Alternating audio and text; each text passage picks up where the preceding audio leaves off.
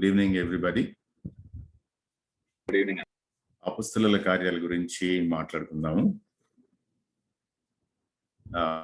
కొన్ని స్లైడ్స్ వరకు చేయగలిగాను కానీ మిగిలినవి చేయలేకపోయాను. బట్ స్టిల్ అదే చూపిస్తాను మీకు, మీరు ఫాలో అవడానికి తేలిగ్గా ఉంటుంది కాబట్టి. దినకర్ మన ఎర్లీ క్లాసెస్ లో ఒక క్వశ్చన్ రైజ్ చేశారు. మత్తయి సువార్త వంశావళికి లూకా సువార్త వంశావళికి ఏంటి ఉన్నటువంటి తేడా అని చెప్పి, అది నాకు ఆ క్వశ్చన్ ని నేను నోట్ చేసి పెట్టుకున్నాను. అయితే సువార్తలు మాట్లాడినప్పుడు నేను దాని మీదుగా దాటేశాను, మాట్లాడకుండా దాని మీద టైం పెట్టడానికి నాకు అవదు అనిపించి. తర్వాత దినకర్ మళ్ళీ నన్ను ఆ విషయం క్వశ్చన్ చేశారు పర్సనల్ గా. తనకి కొంత ఇన్ఫర్మేషన్ పంపించాను, అది ఆయనకి ఇంకా చాలలేదు, మిగిలింది కూడా నేను మళ్ళీ ఇస్తాను అని చెప్పాను. ఇప్పుడు కూడా క్లాస్లో నేను ఈ వంశావళి గురించి మాట్లాడబోవటం లేదు. నేను దినకర్కి ఏదైతే ఇన్ఫర్మేషన్ పాస్ చేస్తానో అదే క్లాస్ కూడా ఇస్తాను, మీరు దాన్ని ఫాలో అవ్వచ్చు. ఏమైనా క్వశ్చన్స్ ఉన్నట్లయితే we will have an interaction. దాదాపుగా 2012 నుండి 2017 వరకు 5 సంవత్సరాల పాటు నేను ఈ పుస్తకాన్ని చదువుకున్నాను, అపొస్తలుల కార్యాలు. మధ్యలో ఒక 30-40 పేజీలు ఏమైనా పోయింటే ఏమో, అంటే నా నోట్స్ సంగతి అనమాట. నేను మొత్తం కలిపి సంపాదించుకున్నటువంటి నోట్స్ నా ల్యాప్టాప్ లో దాదాపుగా 180 పేజెస్ నోట్స్ ఉంది దీని గురించి, నా మెడిటేషన్ నేను రాసుకున్నటువంటిది. నేను వంగూరికి చెప్తే ఒకసారి అదేదో నాకు ఇవ్వండి, we will put it into a book form అని చెప్పన్నారు అనమాట. నిన్నంతా దానితో చూస్తా ఉంటే, రకరకాల ఇష్యూస్ అన్ని అర్థం చేసుకోవడానికి ప్రయత్నిస్తా ఉంటే, దేవుడు ఎంత మేలు చేసి నాకు ఈ విషయాలన్నీ నేర్పించారు అనిపించింది. సో అపొస్తలుల కార్యాల గురించి ఇప్పుడు మాట్లాడండి అని అంటే, ఎంతసేపు మాట్లాడాలి అని అంటే ఎంతసేపైనా మాట్లాడొచ్చేమో. నేను మీకు ఒక ఇన్ఫర్మేషన్ ఏంటి అని అంటే, రైట్ థియాలజీ ఫోరం వాళ్ళు ఎవ్రీ వీక్ ఎం చంద్రపాల్ గారు నోబెల్ కాలేజీ కామర్స్ హెచ్ఓడిగా పనిచేసి రిటైర్ అయినటువంటి ఆయనతోటి ఆన్లైన్ బైబిల్ స్టడీ పెట్టారనమాట. మీరు కావాలి అనుకుంటే ఇట్స్ అవైలబుల్ ఆన్ యూట్యూబ్, మీరు వినొచ్చు. చాలా డీటెయిల్డ్ గా ఆయన మాట్లాడుతున్నారు. దాంతో పాటుగా వెనక మళ్ళీ 2-3 పెద్దలతో కలిపి, అంటే ఇంక్లూడింగ్ వంగూరి, రీసెంట్ గా డిస్కషన్ జరుగుతుంది. So you can access that. బాగా నడుస్తుంది అది. నా ఆలోచనలు పంచుకుంటాను నేను మీతోటి.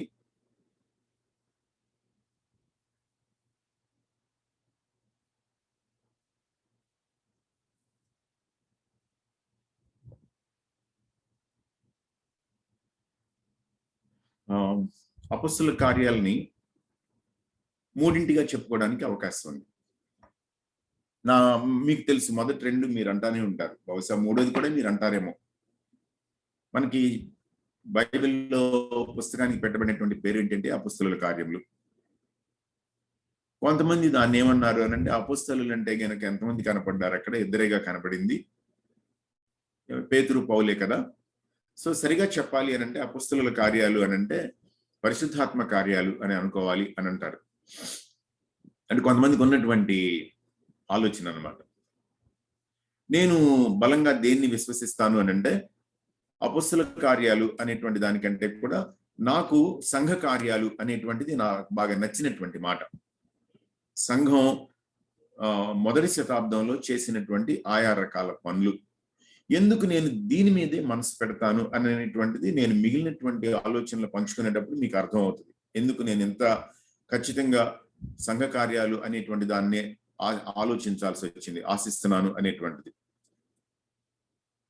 దీనికి నేను పర్సనల్ గా పేరు పెట్టుకోమంటే ఏమని పెడతానంటే, స్టోరీ ఆఫ్ ద చర్చ్. ఏడబ్ల్యూ రెనిక్ అనేటువంటి ఆయన రాసినటువంటి బుక్ ఒకటి ఉంది, the story of the church అని. చిన్న పుస్తకం కాదు, చాలా పవర్ఫుల్ బుక్. మీరు దొరుకుతుందేమో చూడండి. కొంచెం పాతకాలపు పుస్తకం అనమాట. యూనివర్సిటీ ప్రెస్ వాళ్ళు పబ్లిష్ చేసిన బుక్ అని చెప్పి నా అనుమానం. తర్వాత జాన్ కెనడీ రాసినటువంటి పుస్తకం ఒకటి ఉంది. జాన్ కెనడీ అనేటువంటి ఆయన ఒక మిషనరీ, ఇండియాలో పనిచేశారు. మన వంగూరి ఆయనకి క్లోజ్ కంపానియన్ గా చాలా కాలం పాటు పనిచేశారు. ఆయనకి మంచి ఇంటర్ప్రిటర్ గా ఉండేవాళ్ళు అనమాట. ఆయన స్కాటిష్ బ్రిటిష్ మిషనరీ అనమాట ఆయన. So story of the church మనం యాక్ట్స్ కి పెట్టుకోదగినటువంటి పేరు. నేను రెండవ పేరు ఏమనుకుంటాను అని అంటే ఇట్స్ స్కూల్ ఆఫ్ ఎవాంజలిజం అని అంటాను అనమాట. మనం ఎవాంజలిజం గురించి నేర్చుకోవడానికి ఏదైనా ఒక స్కూల్లో చేరాలి అని అంటే చేరదగినటువంటి స్కూల్ ఏది అని అంటే అపొస్తలుల కార్యాలు అన్నమాట. మనం ఈ స్కూల్లో చేరితే మనకి కావలసినటువంటి సిలబస్ అంతా అర్థం అవుతుంది. మనం జాగ్రత్తగా చదువుకొని అన్ని రకాల విషయాల్ని విశేషాలని మనం గమనించవచ్చు. రచయితగా మనకి బాగా పరిచయమైనటువంటి ఆయన 3వ సువార్త రాసినటువంటి లూకా గారు దీనికి కూడా రచయిత అని చెప్పి మనకి స్పష్టం అవుతుంది. ఎందుకంటే 2 డాక్యుమెంట్స్ కూడా ఒక ఆయనకి అడ్రస్ చేయబడినటువంటివి. అంతేకాకుండా ఆయన పౌలుతోటి సన్నిహితంగా ప్రయాణాలు చేసినటువంటి ఆయన. కొంత భాగం మేరకు మనకి మేము అని చెప్పి అపొస్తలుల కార్యాలు రికార్డ్ చేయడం అనేది మనం గమనిస్తాం అన్నమాట. ఆ మేము అనేటువంటి వాళ్ళలో ఎవరు అని అంటే ఈయనేనమాట, లూకా. ఆయనకి ఉన్నటువంటి లక్షణం ఏంటి అని అంటే సైంటిఫిక్ నాలెడ్జ్ ఉన్నటువంటి ఆయన, మెడికల్ నాలెడ్జ్ లో ట్రైన్డ్ డాక్టర్ కాబట్టి, ఫిజిషియన్ కాబట్టి ప్రతిదాన్ని కూడా ఆ విధంగా తరచి చూడడం, పరిశీలించడం అలవాటు కాబట్టి ఈ పుస్తకానికి కూడా ఆయన ఇన్వెస్టిగేట్ చేసి సంపాదించినటువంటి ఇన్ఫర్మేషన్. తర్వాత బహుశా రోమ్లో ఉన్నప్పుడు పౌలుతో సంభాషణలే కాకుండా పేతురుతో కూడా సంభాషించి ఉండొచ్చేమో అంటారన్నమాట. తర్వాత పక్కనే మార్కు కూడా ఉన్నాడు, పౌలుకి మరొక సహచరుడు. సో ఇలాంటి ఐ విట్నెసెస్ తోటి ఈయన మాట్లాడడం ద్వారా ఇన్ఫర్మేషన్ సంపాదించాడు అని అంటారనమాట పెద్దలు. తర్వాత 2 చోట్ల పౌలు రాసినటువంటి లేఖలు మనకి స్పష్టంగా దీనిలో కనబడతాయి అన్నమాట. సో అంటే ఏంటి అని అంటే ఆ డాక్యుమెంట్స్ ని కూడా ఈయన ఫస్ట్ హ్యాండ్ ఇన్ఫర్మేషన్ గా స్వీకరించాడు అని మనకి అర్థమవుతుంది. పర్పస్ ఏంటి, అసలు ఏంటి ఆయన ఉద్దేశ్యం అని అంటే మనకి ఓపెనింగ్ లైన్స్ అర్థమైపోతాయి అన్నమాట. ఇది 2వ పుస్తకం అనేటువంటి విషయంతో పాటుగా ఏ పద్ధతిని వాడి ఆయన దీనంతటినీ కూడా సంకలనం చేశాడు. తెలుగు బైబిల్లో 2వ వచనం చివరిలో నా మొదటి గ్రంథమును రచించితిని, ఇన్ ద ఫస్ట్ బుక్ అని అంటాడు అనమాట. ఎవరితోటి మాట్లాడుతున్నాడు ఈ మాటలు? థియోఫిలస్ తోటి మాట్లాడుతున్నాడు. యేసు తాను ఏర్పరచుకున్న అపొస్తలులకు పరిశుద్ధాత్మ ద్వారా ఆజ్ఞాపించిన తరువాత ఆయన పరమునకు చేర్చుకొనబడిన దినము వరకు ఆయన చేయుటకును బోధించుటకును ఆరంభించిన వాటినన్నిటిని గురించి నా మొదటి గ్రంథమును రచించితిని. సో ఫస్ట్ బుక్ అంతా కూడా, ఫస్ట్ డాక్యుమెంట్, ఫస్ట్ స్క్రోల్ అంతా కూడా వీటి గురించి రాశాను. ఏమనంటున్నాడు అని అంటే after he had given commands through the Holy Spirit to the apostles whom had chosen. ఎప్పటి వరకు? Until the day when he was taken up. ఆయన ఆరోహణం అయ్యే వరకు ఆయన ఏం చేశారు? Began to do and teach. చేయడానికి, బోధించడానికి ఆరంభించినవన్నీ కూడా, అంటే ఆయన పనులు, ఆయన బోధలు 2, మొదటి గ్రంథం. ఆయన శ్రమపడిన తరువాత 40 దినముల వరకు వారికి అగపడుచు దేవుని రాజ్య విషయములను గూర్చి బోధించుచు అనేక ప్రమాణములను చూపి వారికి తన్ను తాను సజీవునిగా కనపరుచుకొనెను. ఇదంతా చెప్పిన తర్వాత ఆయన ఏం చేస్తారంటే, సో వాట్ నెక్స్ట్? దాని తర్వాత ఏం జరిగింది, దాని తర్వాత ఏం జరిగింది అనేటువంటిది ఆ రికార్డ్ ని కంటిన్యూ చేస్తున్నాడు అనమాట. మరి ఆయన ఆరోహణం అయిపోయిన తర్వాత ఆయన శిష్యులు ఏం చేశారు? ఆయన చెప్పినటువంటి మాటలకి అనుగుణమైనటువంటి రీతిలో వాళ్ళు ఏం చేశారు? పవర్ కావాలి. సో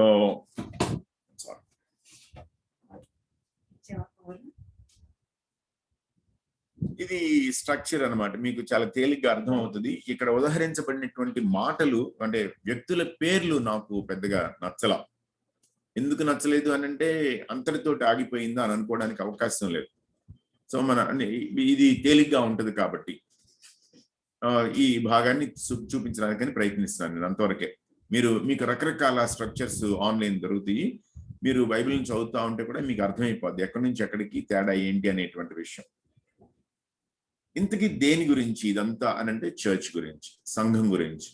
దేని గురించి అనంటే యేసుక్రీస్తు ప్రభువు వెళ్ళిపోయిన తర్వాత, ఆరోహణం అయిన తర్వాత ఆయన శిష్యులకి ఆయన ఆజ్ఞాపించినటువంటి విషయాలన్నీ ఏ పద్ధతిలో వాళ్ళు అకంప్లిష్ చేయడానికని ట్రై చేశారు, అది వాళ్ళు జరిపించినటువంటి విషయాలు అనేటువంటివి ఇందులో మనం గమనిస్తాం అన్నమాట. సంఘం అనేటువంటిది ఏంటి అనేటువంటిది ఆ వివరణ విస్తరణలోకి నేను వెళ్ళను.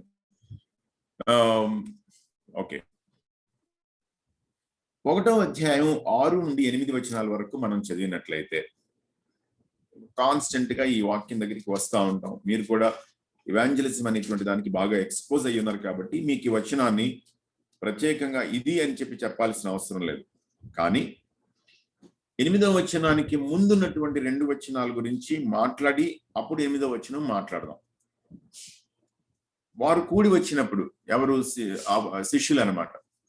ఇంత చేసి ఎంతమంది శిష్యులు ఉన్నారు ఇప్పుడు అని అంటే 11 మంది ఉన్నారు. ఒక ఆయన తనను తాను మరణానికి అప్పగించేసుకున్నాడు. 15వ వచనం నుండి 20వ వచనం వరకు ఉన్నటువంటి వాటిల్లో పేతురు గారు మాట్లాడినటువంటి మాటల్లో ఏం జరిగింది ఆయనకి అనేటువంటిది అక్కడ చెప్పబడింది. అయితే వారు కూడి వచ్చినప్పుడు, ప్రభువా ఈ కాలం ముందు ఇశ్రాయేలుకు రాజ్యమును మరలా అనుగ్రహించదవా అని ఆయనను అడుగగా, సో వాళ్ళ ఫోకస్ దేని మీద ఉంది అని అంటే, మెస్సియాగా ఈయన వస్తాడు, వచ్చిన తర్వాత దావీదు సింహాసనం రెస్టోర్ అవుతుంది, సో రాజ్యం అనేటువంటిది మరలా మన చేతికి చిక్కుతుంది. దావీదు కుటుంబంలోనే ఈయన పుట్టాడు కాబట్టి, నజరేతు వాడైనా సరే బెత్లెహేములో జన్మించాడు, యోసేపు దావీదు వంశాంగానికి చెందినటువంటి వాడు కాబట్టి ఖచ్చితంగా మళ్ళీ రాజ్యం అంటే ఆయన ద్వారా జరగవలసినటువంటివన్నీ కూడా ఊహించిన దానికంటే అద్భుతమైనవన్నీ జరిగినాయి. అంతేకాకుండా ఈయన మరణించిన వారి నుండి తనంతట తానుగా తిరిగి లేచాడు, లేస్తానని చెప్పాడు, లేచాడు. అంటే మరింత ఉత్కృష్టమైనటువంటి రాజ్యం ఏదో రాబోతుంది, మా పరిపాలన రాబోతుంది అన్నది అనమాట వీళ్ళ ఆశ, వీళ్ళ కోరిక.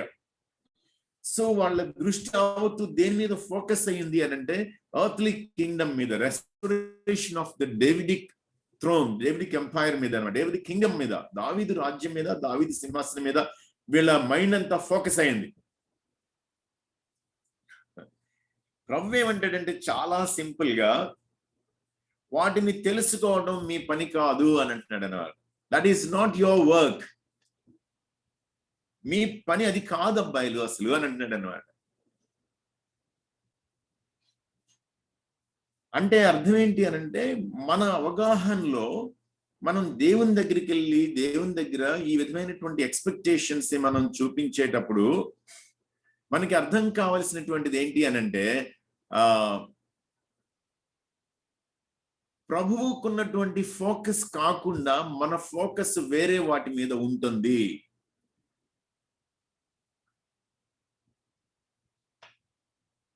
అది అక్కడ ప్రాబ్లం అనమాట.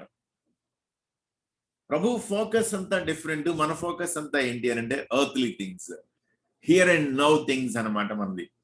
మనదంతా లిమిటెడ్ అనమాట. శిష్యులకి అలాగనే ఉంది, ఇవాళకి కూడా అలానే ఉంది మనకి. నేను సంఘ చరిత్ర అనేటువంటి దృక్కోణంలో దీన్ని మాట్లాడేటప్పుడు మీరు ఆలోచించాల్సింది ఏంటి అని అంటే, అప్పటికీ ఇప్పటికీ మార్పు ఏమైనా ఉందనంటే మార్పు ఏమీ లేదు. దాని గురించి ఆలోచించాలి మనం.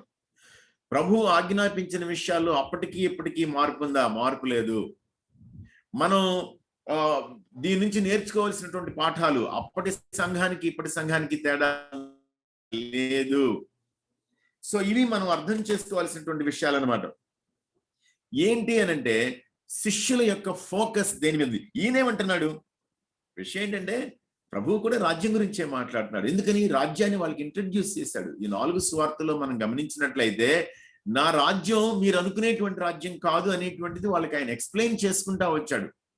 నీవు రాజు అనంటే అవును అని అన్నాడు, కాదని అనలేదు ఆయన. కానీ నా రాజ్యం వేరు అనేటువంటిది వాళ్ళకి చెప్పడానికి, చూపించడానికి ప్రయత్నిస్తే వాళ్ళకి అర్థం కాలేదు. ఇప్పుడు ఏమంటున్నాడు అనంటే, మీరేమో దావీదు సింహాసనం గురించి మాట్లాడుతున్నారు బాబు. మీరు దావీదు సింహాసనం ఎక్కడికి మిగిలిపోయింది? యెరూషలేంకి మిగిలిపోయింది, యోదయకి మిగిలిపోయింది, లేకుంటే గనక ఇశ్రాయేలు ప్రాంతానికి మిగిలిపోయింది. దక్షిణ రాజ్యం ఉత్తర రాజ్యాలుగా విభజించబడినటువంటి ప్రాంతం, యునైటెడ్ కింగ్డమ్ గా ఉన్నటువంటి ప్రాంతానికి మిగిలిపోయింది. సరిహద్దులు విశాలమైనవి కాదంటం లేదు, గొప్ప సామ్రాజ్యంగా వెలుగొందింది కాదంటం లేదు. కానీ it had its own limitations. కానీ నేను చూపించేటువంటి రాజ్యం, నేను మాట్లాడే రాజ్యం ఎట్లాంటి రాజ్యం అని అంటే, యెరూషలేములో మాత్రమే కాకుండా, యోదయ సమరయ దేశాల్లోనే కాకుండా భూదిగంతాల వరకు ఉంటది.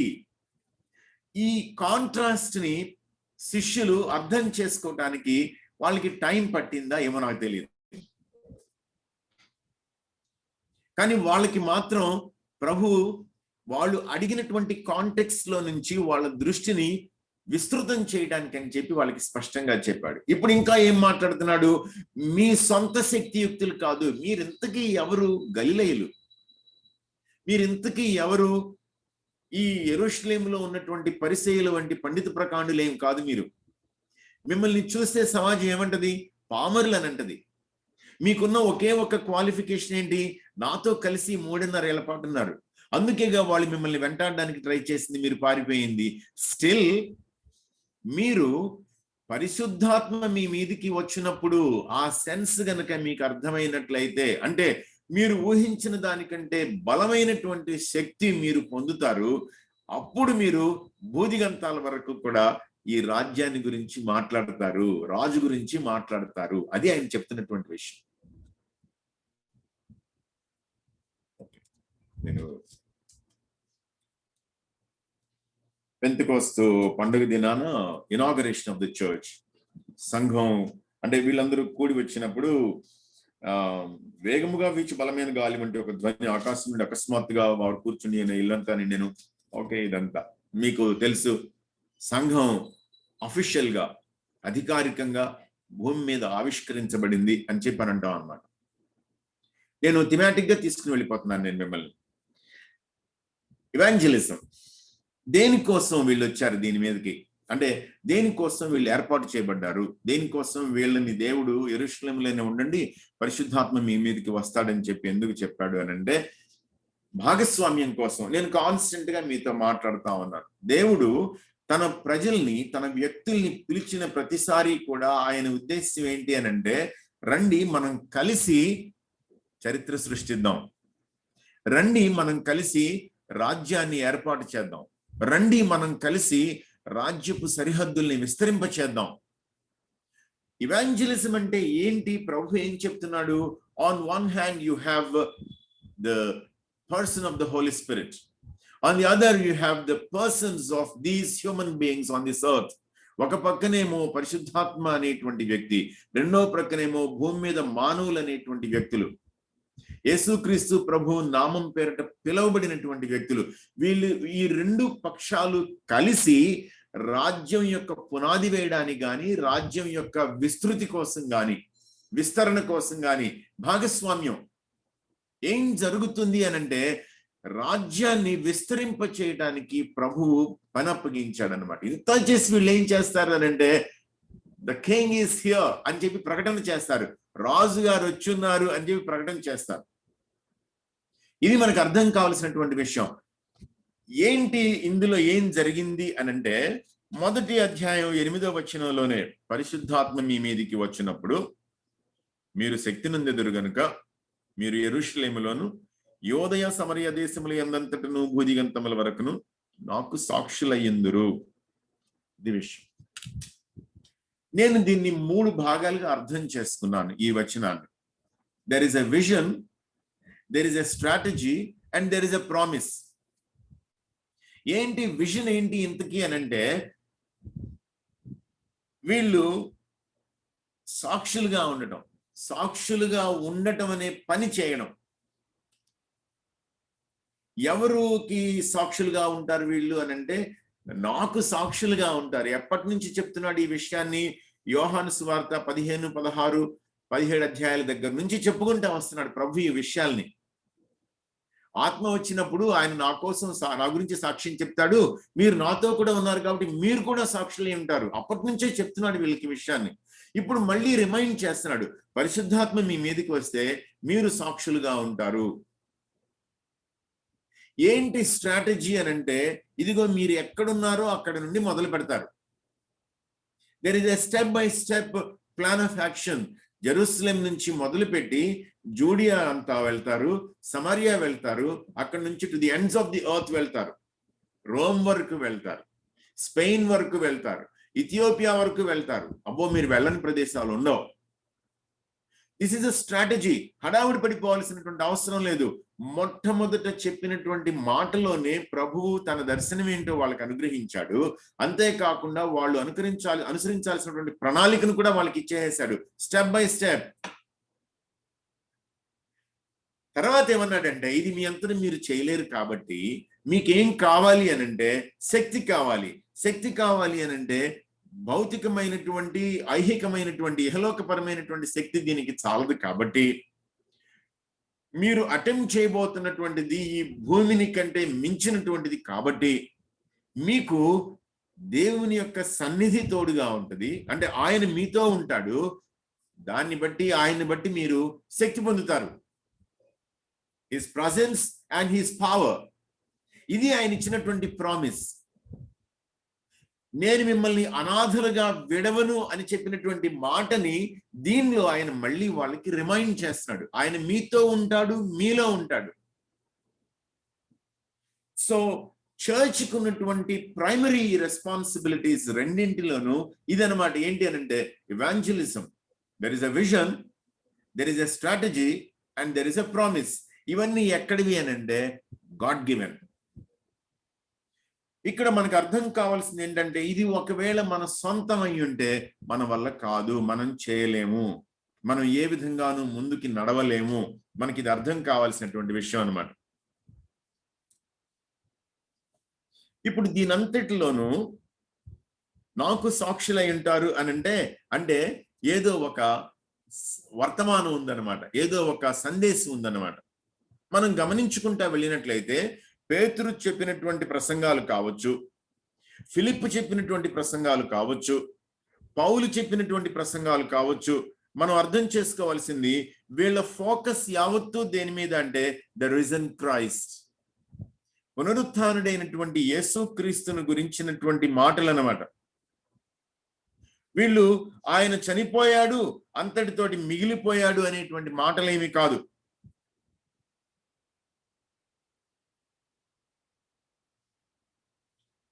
రెండో అధ్యాయం గురించి మాట్లాడటం లేదు నేను. మూడో అధ్యాయంలో చూసినట్లయితే, మూడో అధ్యాయంలో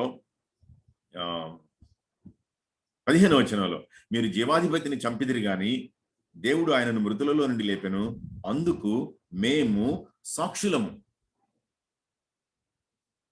అందుకు మేము సాక్షులము.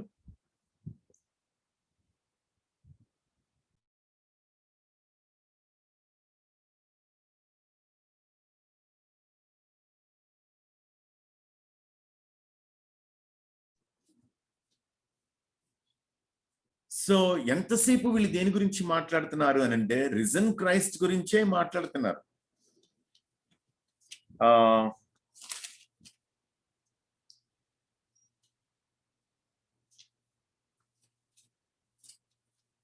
ఏథెన్స్ పట్టణంలో మార్స్ హిల్ మీద అరియోపగలో ఆ సభతోటి ఆయన మాట్లాడేటప్పుడు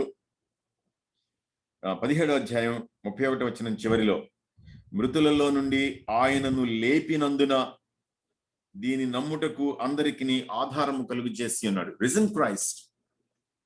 మనకు అర్థం కావాల్సినటువంటి విషయం, మనం ఎప్పుడు ఎక్కడ మాట్లాడినా సరే సువార్త అనేటువంటిది పునరుత్థానుడైనటువంటి క్రీస్తు లేకుండా సువార్త లేదు. ఎందుకంటే మరణాన్ని గురించి ప్రత్యేకంగా ప్రకటించాల్సిన అవసరం లేదు. It's an everyday experience for అస్.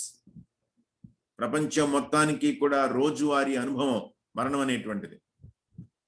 కానీ మరి సువార్త ఏంటి అనంటే మరణాన్ని జయించి తిరిగి లేచినటువంటి దేవుడు మనకున్నాడు అనేటువంటిది సువార్త యొక్క ఫోకస్ అన్నమాట. అందుకనే కొరింథీయులకి రాసేటప్పుడు కూడా మొదటి పత్రికలో 15వ అధ్యాయం యావత్తు ఈయన పౌలు ఏం చేశాడు అనంటే పునరుత్థానాన్ని గురించే అన్నమాట. పునరుత్థానం లేకపోతే మేము ప్రకటించడం వ్యర్థం, మీ విశ్వాసం వ్యర్థం. Cardinal truth of the gospel. ఇది మనం అర్థం చేసుకోవాల్సినటువంటి విషయం. సంఘానికి అప్పగించబడినటువంటి సత్యం అన్నమాట ఇది. సంఘానికి అప్పగించబడినటువంటి సువార్త అన్నమాట ఇది. ఓకే, సంఘానికి రెండు ఆబ్జెక్టివ్స్. సంఘానికి రెండు ఆబ్జెక్టివ్స్ అన్నమాట. ఏంటి అనంటే మీరు 2వ అధ్యాయం చివరిలో చూసినట్లయితే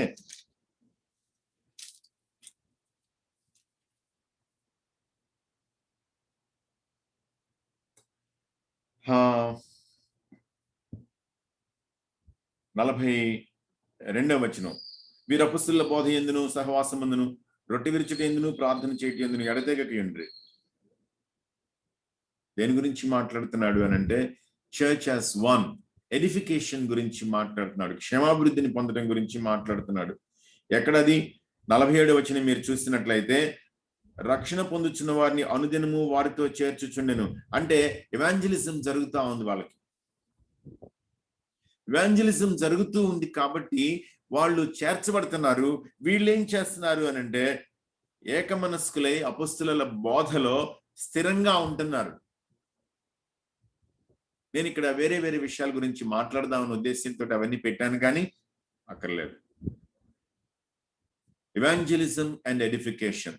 సో యేసుక్రీస్తు ప్రభు పేరు మీద ఎక్కడైనా ఎవరైనా కొంతమంది తమని తాము ఒక సమూహంగా కూర్చుకుంటూ సమావేశం అవుతూ ఆయన గుర్తింపుని తమ మీద వాళ్ళు ప్రకటించుకుంటూ ఉంటుంటే వాళ్ళ ద్వారా ఈ రెండు జరుగుతున్నాయా, జరగటం లేదా? ఒకటి విదిన్, అంతర్గతంగా క్షేమాభివృద్ధి కలుగుతుందా, కలగటం లేదా?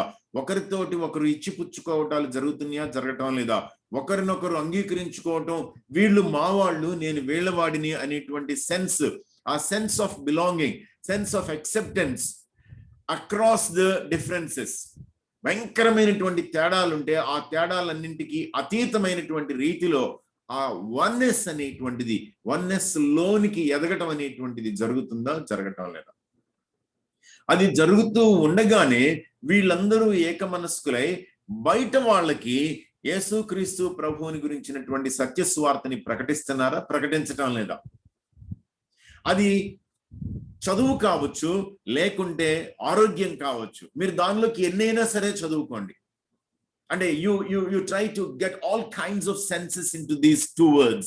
It could be spiritual education, it could be physical education, it could be physical health, it could be spiritual health, mental health, ఏదైనా సరే కావచ్చు మీరు కావాలి అనుకుంటే కనుక. సో ఇవాంజలిజం అనేటువంటిది మనం ఆలోచించేటప్పుడు, ఎడిఫికేషన్ అనేటువంటిది ఆలోచించేటప్పుడు ఈ రెండు the primary objectives of the church. New testament church కి ఈ రెండు మౌలికమైనటువంటి ప్రాధాన్యతలు, ఈ రెండింటి కోసమే చర్చ్ బ్రతకాలి అనేటువంటిది అపొస్తలుల కార్యాలు 1 నుండి చివరి వరకు మనకి స్పష్టమైపోతా ఉంటుంది. నా ప్రజెంటేషన్ ఇక్కడితోటి అయిపోయింది అనమాట. గివింగ్ గురించి మాట్లాడుతున్నాను నేను, ఇవ్వడం గురించి. 4వ అధ్యాయం చివరికి వచ్చేటప్పటికే 72వ వచనం, విశ్వసించిన వారందరూ ఏక హృదయమును ఏకాత్మీయ గలవారైండ్రి. ఎవడును తనకు కలిగిన వాటిలో ఏదియు తనదని అనుకొనలేదు, వారికి కలిగినదంతయు వారికి సమష్టిగా ఉండెను. 35వ వచనంలో, వారు ప్రతివానికి వాని అక్కర కొలది పంచిపెట్టిరి గనుక వారిలో ఎవరికి కొదవలేకపోయాను. గివింగ్ అనేటువంటిది అంటే we are not of this world. మనం ఈ లోకానికి చెందిన వారిని కాము. మనం ఈ లోకంలో ఉన్నాము అని అంటే there is a purpose for us. ఆ పర్పస్ మీద మాత్రమే దృష్టి పెట్టుకొని ఉండాలి. కాబట్టి మనకి ఇక్కడ ఉన్నటువంటి వాటిల్లో ఆస్తులు ఐశ్వర్యాలు అక్కర్లేదు. అందుకనే వాళ్ళు ఏం చేశారంటే 34వ వచనంలో, భూములైనను ఇండ్లైనను కలిగిన వారందరూ వాటిని అమ్మిన వాటి వెల తెచ్చి అపొస్తలుల పాదముల యొద్ద పెట్టుచు వచ్చిరి. తీసుకొచ్చి పెట్టేశారు. ఇక్కడ మనకు అర్థం కావాల్సినటువంటి విషయం, ఈ మధ్య కాలంలో ఫేస్బుక్ లో ఒక 2 సంఘటనలు నేను గమనించాను. ఒక ఆటో డ్రైవర్ తనకున్నటువంటి ఆటోని అమ్మేసి ఆ వచ్చిన డబ్బులు తీసుకొని వచ్చి అయ్యగారి పాదాల దగ్గర పెట్టాడు. అయ్యగారి పాదాల దగ్గర పెట్టడం అంటే అచ్చంగా పాదాల దగ్గర, అయ్యగారి చైర్లో కూర్చుని ఉన్నారు. అతని భార్య, ఈ ఆటో డ్రైవరు ఆయన భార్య ఎదురుగా నిలబడి ఉన్నారు. ఆయన పాదాల దగ్గర డబ్బులు పెట్టారన్నమాట తీసుకుని వచ్చి. ఎవరో ఒక పేద కుటుంబీకులు ఇంకొక సంఘటనలో వాళ్ళ ఇంటి స్థలం తాలూకు డాక్యుమెంట్స్ తీసుకుని వచ్చి అయ్యగారి పాదాల దగ్గర పెట్టారు. ఇక్కడ ఉన్నటువంటి కాన్సెప్ట్ ని ఏ స్థాయిలో వాళ్ళు అనుకరించారు అంటే, అయ్యగారి పాదాల దగ్గర పెట్టడం అని అంటే కనుక అయ్యగారి పాదాల దగ్గర పెట్టడం అనేటువంటి లిటరల్ కాన్సెప్ట్ ని తీసుకుని వచ్చారు. అయితే వాళ్ళు ఎలాంటి వాళ్ళైనా సరే తీసుకుని వచ్చి అయ్యగారి పాదాల దగ్గర పెట్టడం, కానీ ఇప్పుడు ప్రజలు లేవనెత్తుతున్నటువంటి క్వశ్చన్స్ ఏంటి అని అంటే, అయ్యగారు తనకున్నవన్నీ కూడా ఆ విధంగానే వదిలేసి మొత్తాన్ని తీసుకుని వచ్చి సంఘంలో పెట్టేసి ఉంచారా? వాక్యం యొక్క ఎక్స్ట్రీమిటీస్ అన్నమాట సొంతంగా ఇంటర్ప్రిట్ చేసుకుంటూ తమకి తాము అన్వయించేసుకోవడానికి ప్రయత్నించు, తమ కుదిరిన పద్ధతిలో దానికి వివరణలు చెప్పడానికి ప్రయత్నిస్తూ దాన్ని ఎలా పడితే అలాగూ అప్లై చేయడానికి ట్రై చేయటం, వికృత ధోరణులు అన్నమాట ఇవన్నీ కూడా. ఎందుకోసం ఈ ప్రశ్న రేస్ చేయాల్సి వస్తుంది అంటే 36-37 వచనాలు గమనించినట్లయితే, కుప్రలో పుట్టిన లేవీయుడు యోసేపు అని ఒకడు ఉండను. ఎవరితను? He was a Levite. లేవీయుడు. లేవీయుడికి ఉన్నటువంటి హక్కు ఏంటి అని అంటే ఇతరుల దగ్గర నుంచి తీసుకోవటం అన్నమాట. దేవుడు ఏర్పాటు చేశాడు ధర్మశాస్త్ర ప్రకారం వాళ్ళకి. అయితే ఇతనికి అపొస్తలులు హెచ్చరిక పుత్రుడు అని అర్థమించి బర్నబాను పేరు పెట్టి ఉండ్రి. ఎందుకోసం అంట? ఇతడు భూమి గలవాడై ఉండి. ఎక్కడి నుంచి వచ్చింది భూమి? ఎక్కడ సంపాదించాడు? మరి ఎక్కడ? సైప్రస్ లో. దాన్ని అంట అతను ఆ భూమిని అమ్మేసి మొత్తం తీసుకుని అపొస్తలుల పాదాల దగ్గర పెట్టారంట. ఎవరి అపొస్తలులు? వీళ్ళలో లీవైట్స్ ఉన్నారా? ఏమో తెలియదు మనకి. ఎవరు వీళ్ళు? వీళ్ళు పలికారులు, జాలర్లు. వీళ్ళకి చదువు సంగతులు తెలియనటువంటి వాళ్ళు, పాండిత్యం లేని వాళ్ళు, లేఖనాన్ని అవగాహన చేసుకోవడం కోసం పెద్దల పాదాల దగ్గర కూర్చుని కొన్ని సంవత్సరాల పాటు ధ్యానం చేసిన వాళ్ళు, ఔపాసన పట్టిన వాళ్ళు ఏం కాదు వీళ్ళు. వీళ్ళు మామూలు మనుషులు, చూడగానే అర్థమైపోతుంది వీళ్ళు పామరులు అని చెప్పి. అలాంటి వాళ్ళ పాదాల దగ్గరికి చదువుకున్నటువంటి ఆయన, లేవీయుడైనటువంటి ఆయన, ఎక్కడో వేరే దేశానికి చెదిరిపోయినటువంటి వాడు, అక్కడ ఆస్తిపాస్తులు సంపాదిస్తే అది మొత్తం వదిలేసి తెచ్చేసి తీసుకొని వచ్చి వాళ్ళ పాదాల దగ్గర పెట్టాడు. అంటే న్యూ టెస్టిమెంట్ కాన్సెప్ట్ అనేటువంటి దానిలో వాళ్ళు వీళ్ళు అనేటువంటి అంతరాలు లేవు, మొత్తం ఒకటే. 32వ వచనం, విశ్వసించిన వారందరూ ఏక హృదయమును ఏకాత్మయు గలవారై ఉండిరి. దీన్ని మోడల్ గా తీసుకున్నటువంటి ప్యూరిటన్ ఫాదర్స్, అంటే ఇంగ్లాండ్ లో ఉన్నటువంటి ప్యూరిటన్ ఫాదర్స్ అన్నమాట. ప్యూరిటన్స్ అని అంటే వాక్యాన్ని వాక్యంగా అర్థం చేసుకుని దాన్ని ఎవ్రీడే లైఫ్ కి అప్లై చేయడానికి ప్రయత్నించినటువంటి వాళ్ళు అన్నమాట. వీళ్ళు 15-16 శతాబ్దాలకు చెందినటువంటి వ్యక్తులు వీళ్ళు ఇంగ్లాండ్ లో. వీళ్ళు కామన్వెల్త్ అనేటువంటి మాటను తీసుకుని వచ్చారు. రాజు లేడు, పేదవాడు లేడు, అందరూ ఒకటే. వాక్యంలో ఉన్నటువంటి దాని ప్రకారం, ఆదికాండం 1వ అధ్యాయంలో ఉన్నటువంటి దాని ప్రకారం అందరూ దేవుని అంశలో పుట్టిన వాళ్లే, దేవుని పోలికలో స్వరూపంలో చేయబడ్డ వాళ్లే. కాబట్టి భూమి యావత్తు, భూమి మీద వనరులన్నీ కూడా మనిషికి దేవుడు కామన్వెల్త్ గా అప్పగించాడు అని చెప్పి దాన్ని ఎందులోంచి తెచ్చుకున్నారంటే ఇదిగో ఈ కాన్సెప్ట్ నుంచి తీసుకొచ్చుకున్నారు వాళ్ళు. సో గివింగ్ అనేటువంటిది ఇచ్చేటప్పుడు నేను ఇస్తున్నాను అనేటువంటి ఒక రకమైన ఆధిక్య ధోరణిలో ఇవ్వడానికి వీల్లేదు. లూథరన్ చర్చ్ లో మాకు ఆఫరింగ్స్ అన్ని కలెక్ట్ చేసిన తర్వాత అవి దేవుని సన్నిధి తీసుకుని వచ్చి ఒక పాట పాడతారనమాట. ఏమని పాడతారంటే, నీవిచ్చు అర్పణలు నీవే మాకిచ్చితివి, మాకున్న సకలాస్తులు మా ప్రభు అవి నీవే. ఇది పాట పాడటం అనేటువంటిది అలవాటుగా అయిపోయిందేమో, కానీ దాని ఒరిజినల్ సెన్స్, లిటర్జీ తయారు చేసినటువంటి పెద్దల సెన్స్ ఏంటి అని అంటే, ఇదేది కూడా నాది కాదు, నేను గొప్పపోవటం కోసం అని చెప్పి నువ్వు నాకు ఇచ్చావు, దానిలో నుంచే మళ్ళా నీ సన్నిధికి ఆసక్తితోటి తీసుకుని వస్తున్నాను, వినయంతో తీసుకొస్తున్నాను. చర్చ్ గివింగ్ అనేటువంటి దానిలో మనం ప్రతి ఒక్కరిని అర్థం చేసుకుని ఫాలో అవ్వాల్సినటువంటి విషయం. బాడీ గురించి మాట్లాడుతున్నాను. ఆయన దేహం అనేటువంటిది, ఆయన కుటుంబం అనేటువంటిది, ఆయన రాజ్యం అనేటువంటిది లోకల్ నుంచి గ్లోబల్ కి అనమాట. ఏంటి లోకల్ నుంచి గ్లోబల్ కి? యెరూషలేము నుండి భూదిగంతాల వరకు అని అన్నాడు అనమాట. అంటే మేము పుట్టి పెరిగినటువంటి యెరూషలేము ప్రాంతం నుండి, ఆయన సిలువ వేయబడి తిరిగి లేచినటువంటి ఈ ప్రదేశం నుండి, పరిశుద్ధాత్మ దేవుడు మమ్మల్ని సంధించినటువంటి ఈ ప్రదేశం నుండి భూమి యావత్తు. అంతేకాదు అక్కడ ఏమంటున్నాడు అని అంటే, యూదులు మాత్రమే కాకుండా, ఒక్క జనం మాత్రమే కాకుండా, ఒక్క దేశం, ఒక జాతి కాకుండా ఇంటర్నేషనల్, అంతర్జాతీయం అన్నమాట ఇది.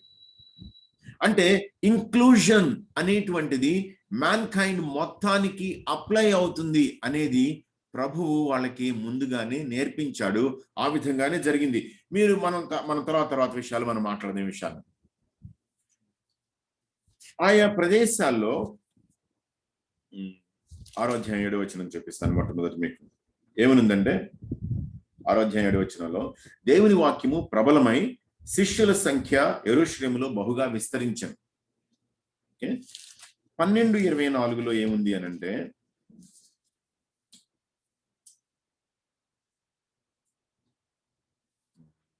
దేవుని వాక్యము ప్రబలమై వ్యాపించుచుండెను.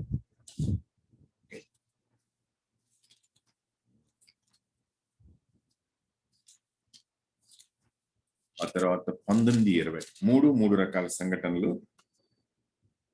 ఇంత ప్రభావముతో ప్రభువు వాక్యము ప్రబలమై వ్యాపించను. వాక్యం వ్యాపించడానికి 3 సంఘటనలని రికార్డ్ చేశారు లోక.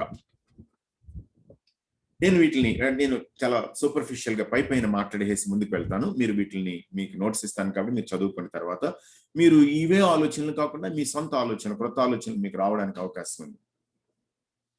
ఎందుకోసం 6-7లో ఈ విధంగా వాక్యం ప్రబలమే వ్యాపించింది అంటే, ఫెలోషిప్ రైట్ గా ఉంది వాళ్ళ మధ్యలో. సమస్యలు రాలేదంటే సమస్యలు వచ్చినాయి, కానీ ఆ సమస్యలు కాదు అక్కడ నిలబడింది. ఆ సమస్యల్లో నుంచి ఒకటిగా సంఘం ఎలా బయటకు వచ్చింది. నేను దానికి ఏమని పేరు పెట్టానంటే, హౌ వి ఆర్, మనం ఎలా ఉన్నాం. మనం ఎలా ఉన్నాము అనే దానిని బట్టి వాక్యం ప్రబలమై వ్యాపిస్తుందా, వ్యాపించటం లేదా అనేది ఆధారపడి ఉంటుంది. ఇది మొదటిదన్నమాట. సంఘం ద్వారా వాక్యం ప్రబలం కావాలి అనంటే ఏం జరగాలి. రెండవది ఏంటి అనంటే, మీరు గమనించినట్లయితే నేను అక్కడ కావాలని చెప్పి రైట్ వర్షిప్ అని పెట్టాను. ఏం జరిగింది 12వ అధ్యాయంలో? ఇదిగో ఈయన్ని జైల్లో వేశారు, ఒక ఆయన చంపేశారు, ఒక ఆయన్నేమో జైల్లో వేశారు. ఈయన బయటకు వస్తాడో రాడో తెలియదు. ఎందుకు వస్తానంటే, ఇదిగో ఒక పర్టికులర్ ఫెస్టివల్ రోజున ఇతన్ని బయటికి తీసుకొని వచ్చి అందరి ఎదుట చంపించేద్దాం అని చెప్పి ప్లాన్ వేశాడు హేరోదు. ఇతన్ని బయటికి తీసుకుని వచ్చేసాడు ప్రభు. బయటికి తీసుకుని వస్తే ఎవరు చచ్చిపోయారు ఫస్ట్ అని అంటే, సైనికులు చచ్చిపోయారు. మీరు గమనించినట్లయితే 19వ వచనంలో అన్నమాట. కావలి వారిని విమర్శించి వారిని చంపన ఆజ్ఞాపించాడు. ఆ తర్వాత ఎవరు చచ్చిపోయారు అని అంటే, హేరోదు చచ్చిపోయాడు. అసలు ప్రభువు దూత అతని మొత్తం కనుక పురుగులు పడి ప్రాణం విడిచను. ఎందుకోసం వర్షిప్ అనేది నేను తీసుకొచ్చానంటే, మీకు హేరోదు ఏం చేశాడంటే, ప్రభువు యొక్క ఆధిపత్యానికి, పెత్తనానికి, నామానికి వ్యతిరేకంగా తనని తాను లిఫ్ట్ చేసుకోవడానికి ట్రై చేశాడు. హేరోదుని, యాకోబుని చంపిస్తే ప్రభువు అలౌ చేశాడు. పేతుర్ని కూడా చంపించడానికి అని చెప్పి ఇతను ప్రయత్నం చేస్తున్నప్పుడు తనకి తాను అనమాట ఏ విధంగా ఉందో చూసారా మీరు 21వ వచనంలో. ఇది దైవ స్వరమే గాని మానవ స్వరం కాదు. 23వ వచనంలో అతడు దేవుని మహిమపరచనందున. ఇది హేరోది యాటిట్యూడ్ అన్నమాట. ఏంటి అతని యాటిట్యూడ్ అని అంటే, తనని తాను దేవుని అధికారానికి, దేవుని సింహాసనానికి, దేవుని నామానికి విరుద్ధంగా గ్లోరిఫై చేసుకోవడానికి ట్రై చేయడం. సంఘం ఏం చేసింది? సంఘం యావత్తు దేవుని వైపు అత్యాసక్తితో కనిపెడతా ఉంది. వాళ్ళకి నిజం చెప్పాలి అంటే నమ్మకం లేదు. వాళ్ళకి భయం పడిపోయారు. ఏమని భయపడిపోయారు అని అంటే, అసలు పేతురు స్వరం వింటే రోదే నమ్మలేదు, రోదే వచ్చి చెబితే ప్రజలు నమ్మలేదు. చాలా చిత్రమైనటువంటి కాంటెక్స్ట్. నేను అందుకోసమే దీనికి ఏమనుకున్నానంటే, మన గుర్తింపు ఏంటి అసలు? మన గుర్తింపుని మనం మెయింటైన్ చేయటమే రైట్ వర్షిప్. మన గుర్తింపుకి తగినట్లుగా మనం బ్రతకటమే రైట్ వర్షిప్. అందుకనే వాట్ వి ఆర్. మనం మన గుర్తింపుని ఈ లోకంతో కలిపేసుకోకుండా స్పష్టంగా, ప్రత్యేకంగా మనం మెయింటైన్ చేసినప్పుడు వాక్యం ప్రబలమై వ్యాపిస్తుంది.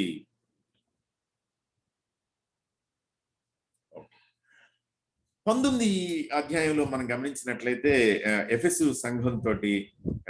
సంఘం స్థాపించబడడం, ఎఫెసీలకి ఈయన రోజు ఒక 2-2.5 పాటు, ఆయన 20వ అధ్యాయంలో అన్నట్లుగా అయితే కనుక 3 ఏళ్ల పాటు తెరను పాఠశాలలో వీళ్ళకి నేర్పించడం అనమాట.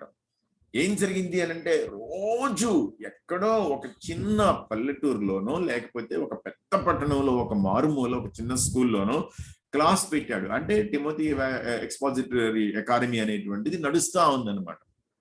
ఎంతకాలం పాటు జరిగిందంటే 2.5 ఏళ్ల పాటు, 3 ఏళ్ల పాటు జరిగింది. తాను చెప్పాలని అనుకున్నటువంటి దేవుని సంకల్పం అంతా వీళ్ళకి చెప్పేసాడంట 2.5 ఏళ్లలో.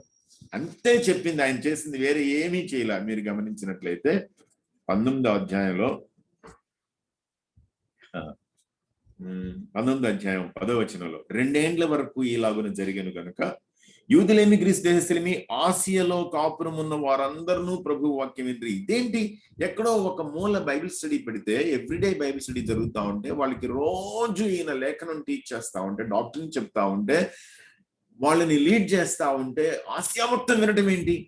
అంతేకాదు అక్కడ ఉన్నటువంటి దయ్యాలన్నీ పారిపోయినాయి, దెబ్బకి పరుగులు తీసినాయి అనమాట. ఎంత ఘోరమైపోయింది అని అంటే ఇంపోస్టర్స్ పుట్టుకొచ్చారు, ఇంపోసినేటర్స్ అనమాట. పౌలు పేరు మీద మేము ఆజ్ఞాపిస్తున్నాం అనేటువంటి బ్యాచ్ ఒకటి కొత్తగా తయారైంది. ఎందుకోసం అంటే అప్పటి వరకు వాళ్ళకి పుస్తకాలు ఉన్నాయి. ఆ పుస్తకాల ప్రకారం వాళ్ళు సిస్టమేటిక్ గా ఈ సార్సరీ, విచ్ క్రాఫ్ట్, ఎక్సార్సిజం ఇటువంటివన్నీ, దయాలను వెలగొట్టడం అనేది చేసుకుంటా వచ్చారు. ఇప్పుడు కొత్త దేవుడు ఒకడు పుట్టుకొచ్చాడు, అతని పేరు పౌలు. అతని పేరు మీద యేసు ప్రభు పేరు మీద రెండు కలగలిపేసి వీళ్ళు సొంతంగా చేసేయడానికి ట్రై చేశారు. తిరగబడి కొట్టేటప్పుడు పారిపోయారు. వాళ్ళకి అర్థమైపోయింది పరిస్థితి ఇది కాదు అని చెప్పి పుస్తకాలను తీసుకుని వచ్చి నడి రోడ్డు మీద తగలబెట్టేసారు. వాట్ వీ హ్యావ్, మన అథారిటీ ఏంటి అసలు, అది ఎలా బయటపడుతుంది అని అంటే రైట్ టీచింగ్ ఉన్నప్పుడు బయటపడుతుంది. అంటే రైట్ ఫెలోషిప్ కావాలి, రైట్ వర్షిప్ కావాలి, రైట్ టీచింగ్ కావాలి. ఈ స్పృహతో గనుక మనకి జరిగినట్లయితే ఇంత ప్రభావముతో ప్రభు వాక్యము ప్రబలమై వ్యాపించను. సంఘం వాక్యాన్ని వ్యాపించడానికి ఏంటి ఆటంకాలు అని పరిశీలించుకుంటే బయట నుండి వచ్చే ఆటంకాల కంటే అంతర్గతంగా ఉండేటువంటి ఆటంకాలే ప్రధానం. మనకి ఇది అర్థం కావాలి. బయట వాళ్ళు ఎవరు కూడా వాక్యానికి విరుద్ధంగా, ఆటంకంగా, అడ్డగించడానికి నిలబడలేరు. వాళ్ళు ప్రయత్నం చేస్తారు కానీ ఇది తాత్కాలికమే. చర్చ్ విదౌట్ వాల్స్, గోడలు లేనటువంటి సంఘం అంటే హద్దులు లేనటువంటి సంఘం.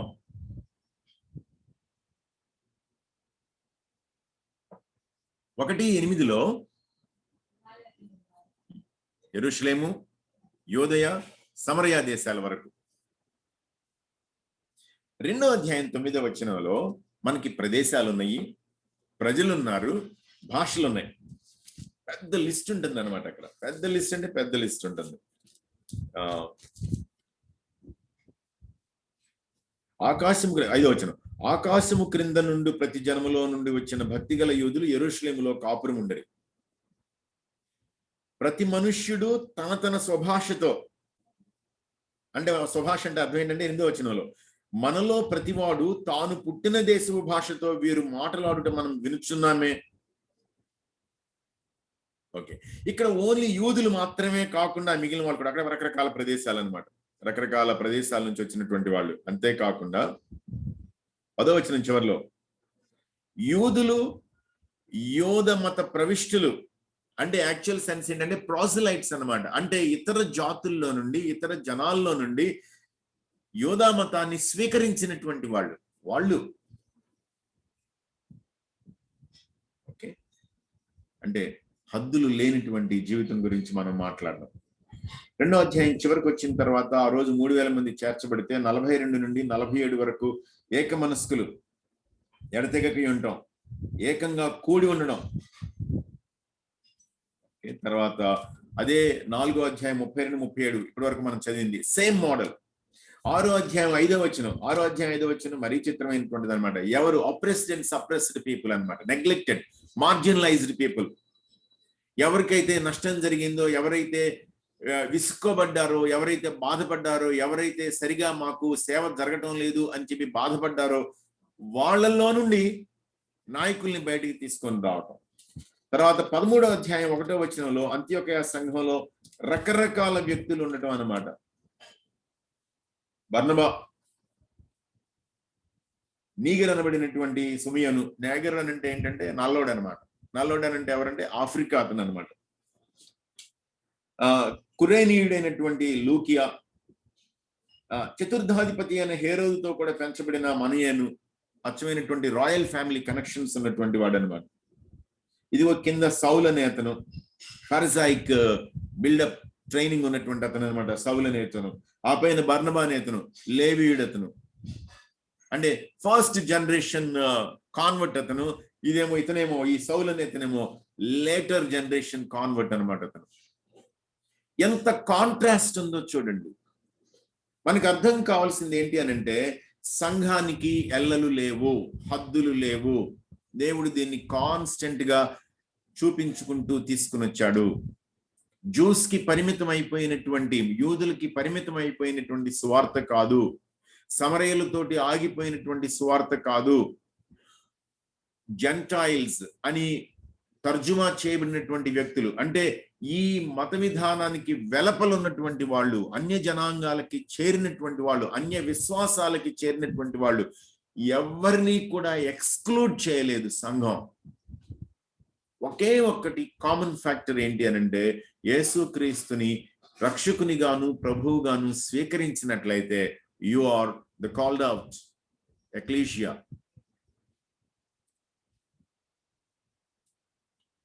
మిరకిల్స్ గురించి ఆల్రెడీ నేను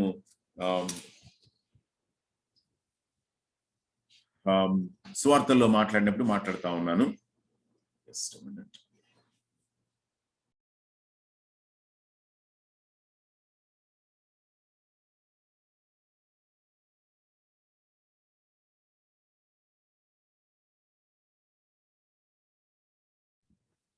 అర్థం కావాల్సినటువంటి విషయం ఏంటంటే, అప్పుడు చెప్పింది ఇప్పుడు మళ్ళీ చెప్తున్నాను నేను. Message is primary.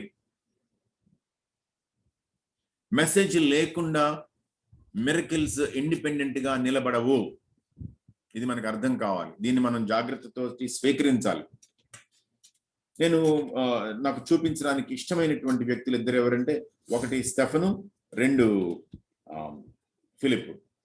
ఒక క్షణం ఫిలిప్ వంక చూద్దాం మనం.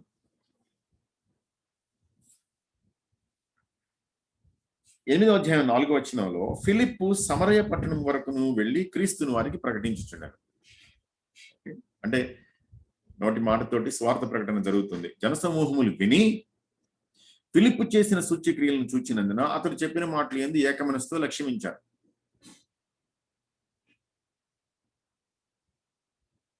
సో మనకి ఇది అర్థం కావాల్సినటువంటి విషయం ఏంటి అనంటే, మిరకిల్స్ అనేటువంటివి ఫర్ దెమ్సెల్వ్స్ మిరకిల్స్ జరగవు. ఒట్టి మిరకిల్స్ కోసమే మిరకిల్స్ కాదు.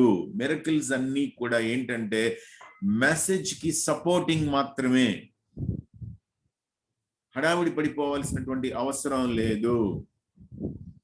మెసేజ్ ఏంటి అనంటే యేసుక్రీస్తు అనేటువంటి వ్యక్తి గురించి. మరి మిరకిల్స్ ఏంటి అనంటే ఆయన యొక్క ప్రభావాన్ని గురించి.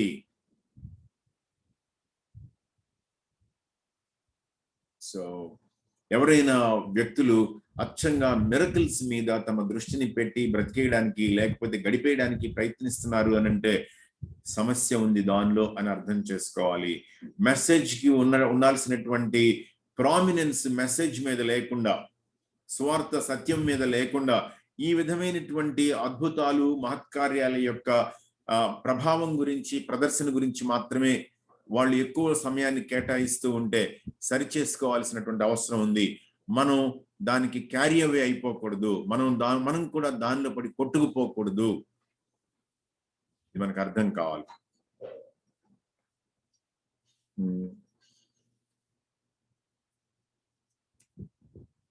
కౌన్సిల్స్ జరిగినాయి మనకి. ఏం కౌన్సిల్ జరిగినాయి? మొట్టమొదటి కౌన్సిల్ జెరూసలేం కౌన్సిల్ జరిగింది. అపొస్తలుల కార్యాలు 15వ అధ్యాయం మీరు గమనించినట్లయితే యెరూషలేంలో ఒక బృందంగా పెద్దలందరూ ఏర్పడ్డారు.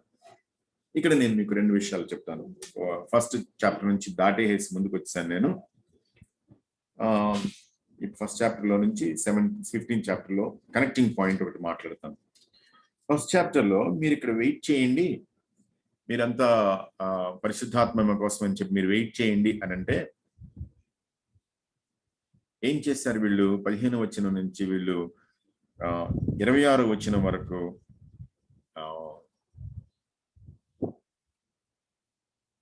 ఇస్కరియోతు యోధ ఖాళీ చేసినటువంటి స్థలాన్ని నింపడం కోసం ప్రయత్నాలు చేశారు. పేతురు వారి మధ్య నిలిచి ఇట్లా చెప్పుకుంటా వచ్చాడనమాట. ఎలా జరిగింది అని చెప్పి అని 21వ వచనంలో, కాబట్టి యోహాను బాప్తిస్మం ఇచ్చినది మొదలుకుని ప్రభు అయిన యేసు మన యొద్ద నుండి పరమునకు చేర్చుకొనబడిన దినం వరకు ఆయన మన మధ్య సంచరించుచుండిన కాలమంతయు మనతో కలిసి ఉన్న వీరిలో ఒకడు మనతో కూడా ఆయన పునరుత్థానమును గూర్చి సాక్షి అయ్యుండుట ఆవశ్యకమని చెప్పాను. అప్పుడు చీట్లేశారు వాళ్ళు. సో ఒక బైబిల్ టీచర్ ఏమంటారంటే, పరిశుద్ధాత్మ దేవుని నడిపింపనేటువంటిది వీళ్ళేమీ లేకుండానే వాళ్ళంతట వాళ్ళు ప్రయత్నాలు చేశారు. అందుకే 26వ వచనం యొక్క ఇంటర్ప్రిటేషన్ వాళ్ళు ఏమంటారంటే, అంతట వారు వీరిని గూర్చి చీట్లు వేయగా మత్తీయ పేరట చీటి వచ్చిన గనుక అతడు 11 మంది అపొస్తలులతో కూడా లెక్కింపబడెను. హి వాస్ కౌంటెడ్ అమాంగ్, అంతవరకే. ఆ తర్వాత ఆయన ఏం చేశాడు, ఎక్కడా ఏం జరిగింది అని అంటే ఆయన గురించినటువంటి ప్రస్తావన ఎక్కడా లేదు. వీళ్ళు త్వరపడి తీసుకున్నటువంటి నిర్ణయం అని అంటారు అనమాట. అని దానికి ఇంకొకటి ఏం చెప్తారు అని అంటే, దానికి భిన్నంగా ప్రభువు ఇంకొక వ్యక్తిని లేవనెత్తాడు, అతడే పౌలు. నిజం చెప్పాలి అని అంటే 12వ అపొస్తలుడిగా పౌలుని మనం స్వీకరించాలి అని అంటారనమాట. అది ఎంతవరకు మనం దాన్ని తీసుకోవాలి అనేటువంటిది నాకు కూడా తెలియదు, కానీ ఉన్నటువంటి ఆర్గ్యుమెంట్ అది. ఇప్పుడు ఇంకొక విషయం చెప్తాను నేను మీకు. 15వ అధ్యాయంలోకి వచ్చారు. ఇక్కడ సున్నతిని గురించినటువంటి ప్రస్తావన వచ్చి దాని వలన 2 వర్గాలు అయిపోయారు. సున్నతి పొందిన వాళ్ళు, సున్నతి పొందని వాళ్ళు. పొందిన వాళ్ళు పొందని వాళ్ళని మీకు రాజ్యంలో, విశ్వాసంలో, యేసులో సమానమైనటువంటి ప్రతిపత్తి కావాలి అని అంటే కనుక మీరు కూడా ఖచ్చితంగా సున్నతిని పొందాల్సిందే అని ఒత్తిడి చేయటం మొదలు పెట్టేటప్పటికి, రక్షణ పొందాలి అని అంటే కనుక మీరు సున్నతిని స్వీకరించాల్సిందే అని ఒత్తిడి చేయడం మొదలు పెడితే ఏమనుకున్నారు అని అంటే, అసలు మనం ఇక్కడ కాదు ఈ విషయాన్ని తేల్చాల్సింది, పెద్దల దగ్గర కూర్చుందాం, పెద్దలంటే అపొస్తలుల దగ్గర కూర్చుందాం అని చెప్పి యెరూషలేంకి బయలుదేరి వచ్చారు అందరూ. యెరూషలేంకి బయలుదేరి వస్తే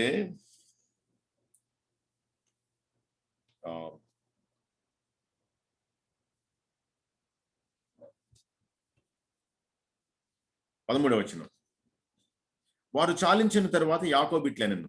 ఎవరి యాకోబు? యోహాను అన్న యాకోబు ఆల్రెడీ మరణించాడు 12వ అధ్యాయంలోనే. ఆయన లేడు అక్కడ. ఆయన మరణించిన తర్వాత జరిగినటువంటి కౌన్సిల్ అన్నమాట. సో ఈ యాకోబు ఎవరు అని అంటే యేసుక్రీస్తు ప్రభు సహోదరులలో ఒకడు అని చెప్పి అంటారనమాట. ఆయన నాయకత్వంలోనికి ఎలా వచ్చాడు?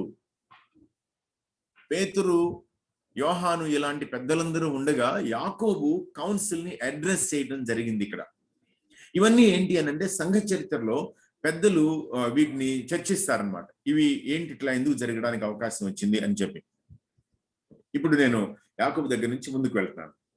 అసలు కౌన్సిల్ ఎందుకు జరిగింది? కౌన్సిల్ ఎందుకు జరిగింది అంటే సంఘ సత్యానికి విరుద్ధమైనటువంటి ఒక ఆలోచన అనేటువంటిది సంఘం ముందుకొచ్చింది కాబట్టి, స్వార్థ ప్రకటనకి అది ఆటంకమైంది కాబట్టి సంఘం దాన్ని తేల్చుకోవాల్సినటువంటి అవసరం వచ్చింది. అందుకని సంఘం కలిసి కూర్చుని ఈ అపోస్టలిక్ డాక్ట్రిన్ కి భిన్నంగా ఉంది కాబట్టి దీన్ని వెంటనే సరిచేసుకోవాలి అని చెప్పి వాళ్ళకు నిర్ణయం తీసుకుని దాన్ని అన్ని సంఘాలకి కూడా ఒక పత్రికగా పంపించారు. యాక్చువల్ టెక్స్ట్ ఏమి రాశారు అనేటువంటిది చక్కగా లోకా గారు రిపోర్ట్ చేశారంటే అర్థం ఏంటంటే, బహుశా ఆయన ఆ విధంగా సంఘాలకి పంపబడినటువంటి ఒక కాపీని ఆయన కూడా సంపాదించి ఉండొచ్చు, ఆయన చూసి ఉండొచ్చు. అందుకనే యాక్చువల్ టెక్స్ట్ అన్నమాట. విగ్రహాలకు అర్పించినటువంటి వాటి విషయం కావచ్చు, సున్నతి పొందడం గురించి కావచ్చు, ఈ 2 విషయాల గురించి జెరూసలేం కౌన్సిల్ డిసైడ్ చేసింది. ఇది రానున్నటువంటి జనరేషన్స్ లో అంటే తర్వాతి కాలంలో ఆయా శతాబ్దాల్లో, ముఖ్యంగా 325 ఆ ప్రాంతంలో మొట్టమొదటి నైసియా కౌన్సిల్ జరిగింది అనమాట. నైసీన్ కౌన్సిల్ జరిగింది. నైసియా అనే ప్రదేశంలో 2 కౌన్సిల్స్ జరిగింది.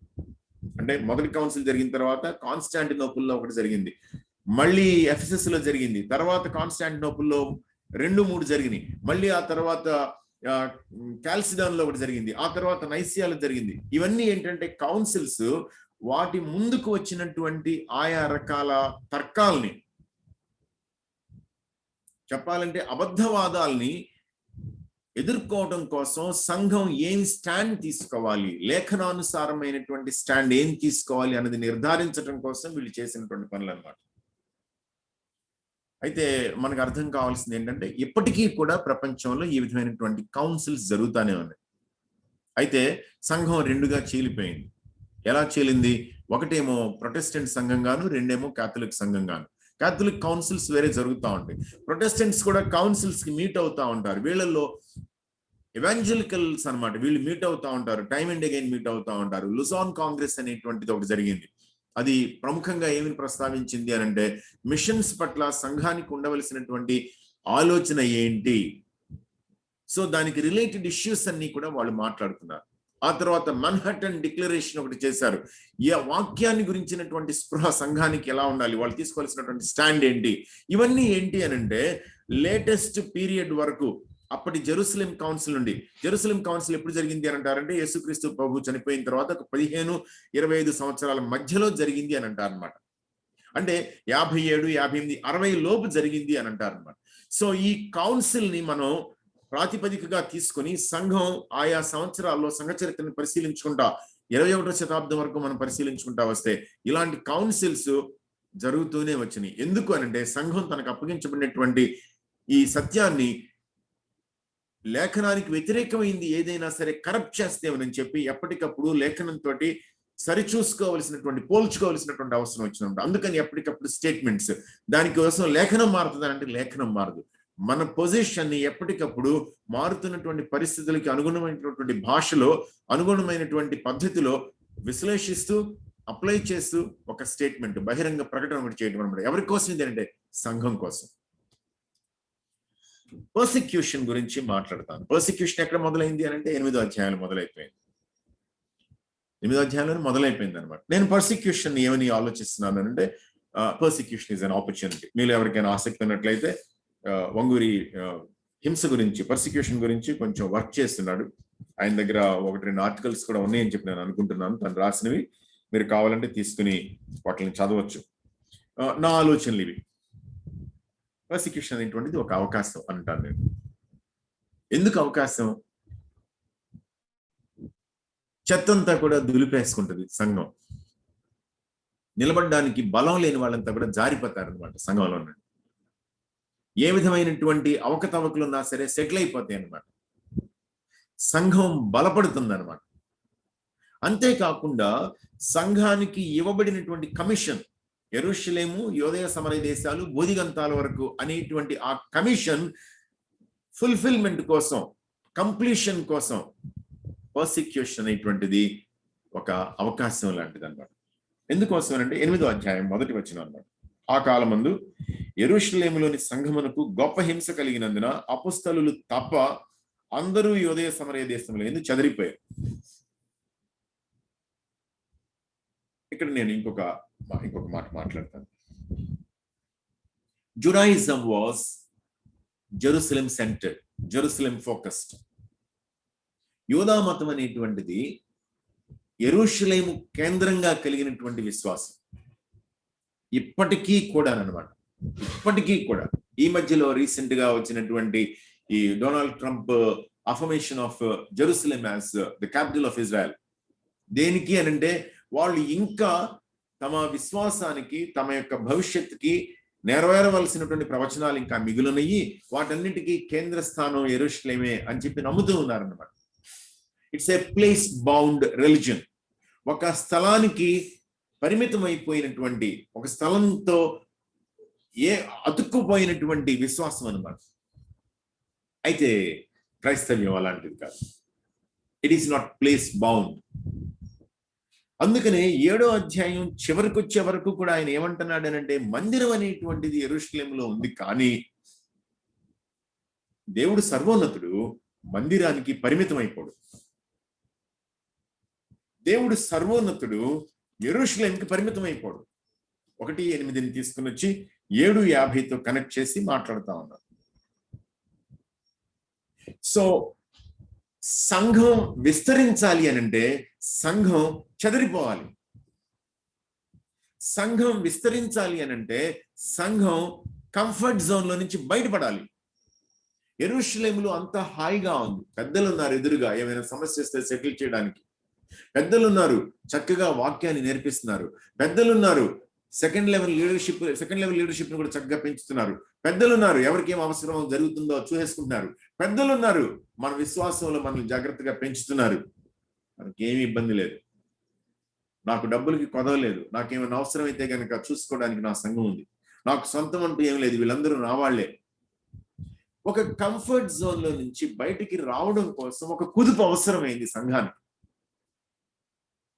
అందుకే ఏం చేశాడంటే ప్రభువు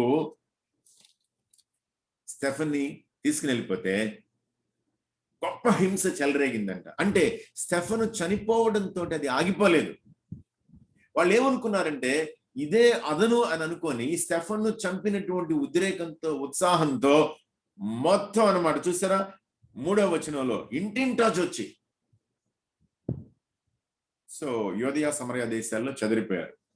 4వ వచనం చూడండి, చెదిరిపోయిన వారు సువార్త వాక్యమును ప్రకటించుచు సంచారం చేసింది. ఏం జరుగుతుంది అని అంటే the church was on the move, నడుస్తా ఉంది అనమాట. సంఘం వెళ్ళిపోతా ఉంది, సంఘం వెళ్ళిపోతుంది అనమాట. వెళ్ళిపోతా ఉంటే సువార్త ప్రకటన అనేది జరిగిపోతా ఉంది. ఇది నేను ఇక్కడ మాట్లాడినటువంటిది ఏమో it's an opportunity for all these things to grow, to learn, to reflect Jesus. Okay, persecution gives new leaders. ఎవరు మనకి న్యూ లీడర్ ఇక్కడ అంటే ఫిలిప్ అనమాట. 6వ అధ్యాయంలో ఎక్కడో లిస్ట్ లో ఒక పేరు, 6వ అధ్యాయంలో స్టెఫెన్ బయటకు వచ్చేసాడు, అప్పటికే ప్రామినెంట్ అయిపోయాడు అనమాట. అపోస్తలులు ఆ మొదటి వచనం 2వ వచనాల్లో కనపడతారు కానీ తర్వాత కనపడరు. 7వ అధ్యాయం మొత్తం స్టెఫెనే. 7వ అధ్యాయం చివరికి వచ్చేటప్పటికి హత్సాక్షి అయిపోయాడు. నివ్వెరపోయింది అనమాట సంఘం ఒక్కసారి. అంటే ఒక ఐకాన్ అయిపోయాడు అప్పటికే. అయితే అక్కడితో ఆగిపోలేదు. ఏమైపోయింది అని అంటే అకస్మాత్తుగా ఫిలిప్ బయటకు వచ్చేసాడు. 8వ అధ్యాయం మొత్తం ఎవరు అని అంటే ఫిలిప్ ఫిలిప్ ఫిలిప్. సో మనకు అర్థం కావాల్సింది ఏంటంటే పర్సిక్యూషన్ రిజల్ట్స్ ఇన్ ఎవాంజలిజం.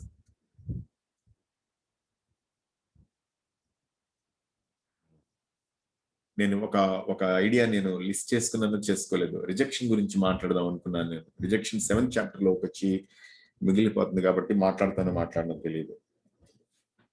కానీ పర్సిక్యూషన్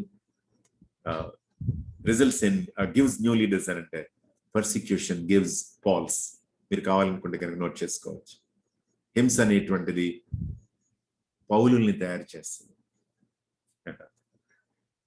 అసలు ఎంత చిత్రం చూసారా! దోషకుణ్ణి, హానికరుణ్ణి, హింసకుణ్ణి తన లైఫ్ ఆ 3 మాటల్లో ఏంటో చెప్పేశాడు. ఫిలిప్పీలకు రాసిన పత్రికలోనైతే కనుక ఈ లోకపరమైనటువంటి భేషజాలు ఏమైనా ఉండి చెప్పుకోవాలి అని అంటే కనుక డాబు గప్పాలు కొనడానికి, దర్పం పోవడానికి నన్ను మించిన వాళ్ళు లీడర్ ఈ లోకపరంగా అన్నారు అనమాట. అవన్నీ పనికిరావు అన్నాడు. కొడుక్కి తిమోతికి రాసేటప్పుడేమో దోషకుణ్ణి, హానికరుణ్ణి, హింసకుణ్ణి నన్ను గుర్తు చేసుకుని నన్ను నమ్మాడు, నన్ను నియమించాడు ఏంటో నాకు తెలియటం లేదని అంటాడు. హింసకుడే చివరికి హింసను పొందేటువంటి జీవితానికి తయారైపోవాల్సి వచ్చింది. నా కోసం ఎలాంటి శ్రమలు అనుభవించాలో చూపిస్తాను రమ్మను అని అంటే నోరు మోసుకొని అప్పగించుకుని వెళ్ళిపోయాడు. సో పర్సిక్యూషన్ గురించి భయపడిపోవాల్సినటువంటి అవసరం లేదు.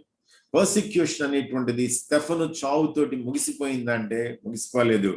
స్టెఫెను చావులో నుండి పౌలు పుట్టుకొని వచ్చాడు. కొంచెం గ్యాపే అంతే, చెలరేగనిచ్చాడు దేవుడు పౌల్ని. ఇప్పుడు ఇంకొక విషయం 8వ అధ్యాయంలో నేను ఈ మాట కావాలని పెట్టాను. Persecution demonstrates who the lord is. ప్రభువు ఎవరు అనేటువంటిది తేలిపోయింది అనమాట సంఘానికి. ఏంటంట చూడండి, 9వ వచనం కాదులే, 6-7 వచనాలు చదువుతాను. జనసమూహములు విని ఫిలిప్పు చేసిన సూచక్రియలను చూచినందున అతను చెప్పిన మాటలు ఏంది? ఏకమనస్సుతో లక్ష్యమంచగా అనేకులను పట్టిన అపవిత్రాత్మలు పెద్ద కేకలు వేసి వారిని వదిలిపోయింది. This is important. We should understand this. ప్రభువు ఎవరు? ప్రభువు ఎవరు? మీరు కావాలంటే 9వ వచనం నుంచి, సీమోను ఒక మనిషి లోగడ పట్టణంలో గారడీ చేయుచు తాను ఎవడో ఒక గొప్పవాడిని చెప్పుకొనొచ్చు సమరయులను విభ్రాంతిపరచుండెను. కొద్దివాడు మొదలుకొని గొప్పవాని మట్టుకు అందరూ దేవుని మహాశక్తి అనబడిన వాడు ఇతడే అని చెప్పుకొనుచు అతని లక్ష్య పెట్టి అందరినీ వాడు విభ్రాంతి పరిచాడు. అయితే విషయం ఏంటంటే 12వ వచనంలో వాడేమో గారడీ చేసి విభ్రాంతి పరిచాడు. ఫిలిప్పు దేవుని రాజ్యమును గురించి, యేసుక్రీస్తు నామమును గురించి సువార్త ప్రకటించాడంట. 13వ వచనంలో సీమోను విభ్రాంతి పొందాడు. ప్రభువు ఎవరు అనేటువంటిది లోకానికి డిమాన్స్ట్రేట్ అవ్వాలి. ఏ పీరియడ్ లో అంటే పర్సిక్యూషన్ లో.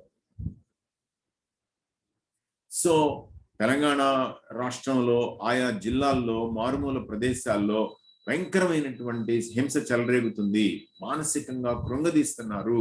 ఈ ఊళ్ళోకి రావద్దని బోర్డులు పెడుతున్నారు అని అంటే కనుక భయపడాల్సిన పని లేదు. అదిగో ఆ ప్రదేశంలో న్యూ టెస్టిమెంట్స్ ని తీసుకొచ్చి కింద పడేసి తగలబెట్టేశారు. భయపడదు. ఇదిగో మార్కు సువార్త 16వ అధ్యాయం 21వ వచనంలోనూ 16, 17లో ఉన్నటువంటి వాటిల్ని అనుసరించి వీళ్ళు విషం తాగినా సరే, పావులు కరిచినా సరే వాళ్ళకి ఏం కాదని అంటున్నారు కాబట్టి కొంచెం విషం కలిపిన నీళ్ళు ఇచ్చి తాగమని చెప్పండి, భయపడిపోతారు అని ఏ విధమైనటువంటి పాంఫ్లెట్స్ వేసినా సరే ఏమీ కంగారు పడదు. ప్రార్థన చేద్దాం. ప్రభు ఎవరు అనేటువంటిది ప్రపంచానికి తెలిసిపోతుంది. సంఘానికి తెలుస్తుంది, ప్రపంచానికి తెలుస్తుంది. నాకేమనిపించింది అనంటే 8వ అధ్యాయంలో సౌలైతే ఇంటింట జొచ్చి పురుషులను స్త్రీలను ఈడ్చుకొని పోయి చెరసాలలో వేయించి సంఘమును పాడు చేయుచుండెను. ఏం జరిగింది? It was almost like Satan was let loose on the church. సంఘం మీదకి సాతాను విచ్చలవిడిగా ప్రవర్తించడానికి వదిలిపెట్టబడ్డాడు అన్నట్లుగా అనిపించితే 9వ అధ్యాయంలోకి వచ్చేటప్పటికి కథ ఒక్కసారి తిరగబడింది. 8వ అధ్యాయంలో సమరయ ప్రాంతంలోనే తిరగబడిపోయింది. 9వ అధ్యాయంలోకి వచ్చేటప్పటికి పౌలు జీవితంలోనే తిరగబడింది స్టోరీ. ఇప్పుడు సంఘం సాతాను మీదకి విచ్చలవిడిగా ప్రవర్తించడానికి వదిలిపెట్టబడింది. అంటే సాతాను సంఘాన్ని కకావికలు చేస్తున్నాడా, లేకపోతే సంఘం సాతాన్ని కకావికలు చేస్తుందా? పర్సిక్యూషన్. మన పర్స్పెక్టివ్ ఏంటి?